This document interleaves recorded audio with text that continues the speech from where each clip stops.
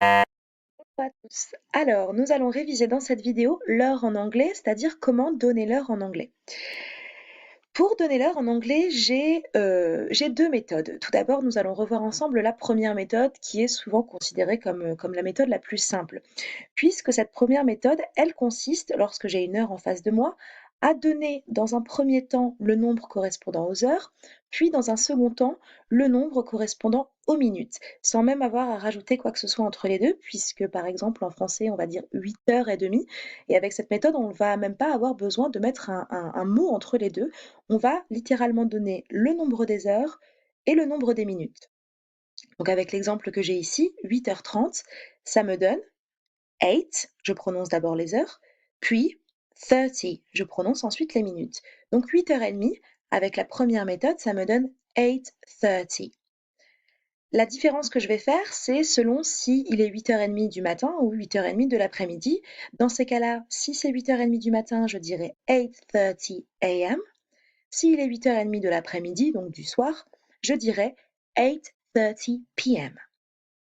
Donc on va tout de suite donner d'autres exemples avec cette première méthode. Donc ici 9h40, je dis les heures, 9, je dis les minutes, 40. 9h40, 9:40. AM, PM, selon le matin ou l'après-midi. Un autre exemple, 3h15, je dis les heures, 3, je dis les minutes, 15. 3h15, 3:15 AM ou PM. On passe maintenant à la seconde méthode qui est souvent considérée comme plus compliquée. Donc pour aborder cette seconde méthode, on va considérer une horloge que l'on va diviser en deux selon si je suis avant la demi-heure ou si je suis après la demi-heure, puisque la façon de dire l'heure va dépendre de si je me trouve avant la demi-heure ou après la demi-heure.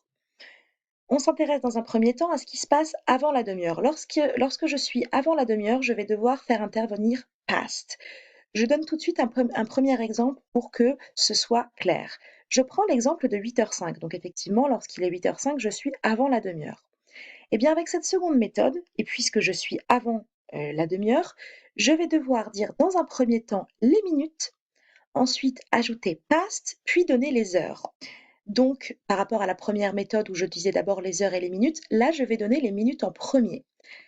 Donc 8h05, ça me donne 5 past 8. 5, 5, past, puisque je dois le rajouter, puis les heures, 8.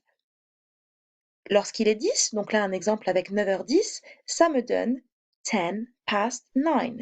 Donc les minutes, 10, past, puis les heures, 9. Je passe au quart d'heure lorsqu'il est 15, un exemple avec 10h15, 15 past 10. 15 past 10. Là, on peut rajouter aussi une autre proposition, puisqu'en fait, en français, on peut dire 10h15, mais on peut aussi dire 10h15. Eh bien, c'est pareil en anglais, on va avoir deux façons. Donc, soit 15 past 10, en gardant toujours les minutes avant les heures, soit quarter past 10, puisque quarter signifie écart. Ensuite, je passe à 20.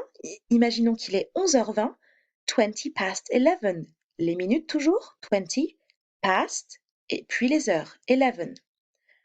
Ensuite, j'imagine qu'il est 12h25, eh bien les minutes, toujours 20, 25, pardon, past 12. Ensuite, lorsque je suis à la demi-heure, donc là je prends un exemple avec 13h30, eh bien c'est pareil que pour lorsqu'il est écart, je vais avoir deux possibilités, soit dire 13h30, soit dire 13h, 1h30, pardon, 1h30. Donc j'ai deux possibilités, soit 30 past 1, soit half past 1, puisque half signifie demi. Je précise autre chose ici, puisque, et ça nous l'avons abordé en classe, lorsque l'on dépasse midi, en français on peut dire 13h, 14h, 15h. En revanche, en anglais, on ne va pas pouvoir dire 13, 14, 15, 16 et ainsi de suite. On va devoir revenir à 1, 2, 3, 4. C'est-à-dire que, par exemple ici, 13h30, on va pouvoir l'écrire 13h30.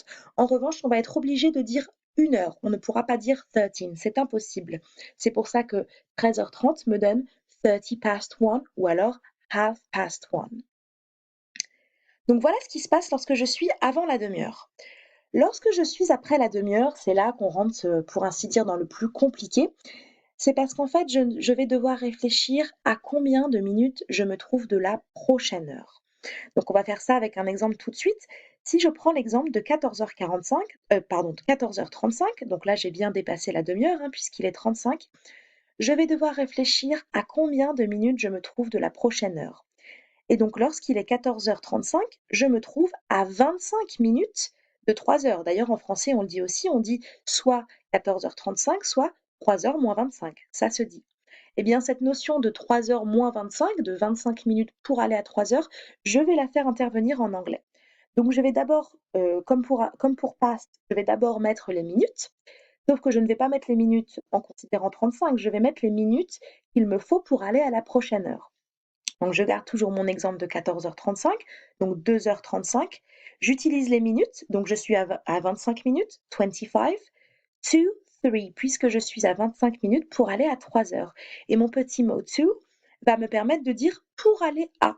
Donc 14h35, 25 minutes pour aller à 3 heures, 25 to 3. On donne d'autres exemples pour mieux comprendre. S'il est 40, mettons 15h40, donc 3h40, je suis à 20 minutes pour aller à 4 heures. Donc je vais devoir dire 20, 20, utiliser mon petit mot to pour signifier pour aller à, et ensuite dire 4 heures, donc 4. Donc 3h40, ça me donne 20 to 4. 20 to 4. Autre exemple, donc là on n'est plus à 40, on est à 45. 16h45, et bien lorsqu'il est 16h45, je suis à 15 minutes de 5 heures. Donc je vais devoir dire 15 to 5. 15, donc 15, pour aller à 5 heures. 15 to 5. Là encore, et comme avec past, et d'ailleurs en français, je peux dire moins le quart, eh bien je vais pouvoir le dire aussi en anglais. Quarter to 5. Je suis à un quart d'heure pour aller à 5 heures. Quarter to 5.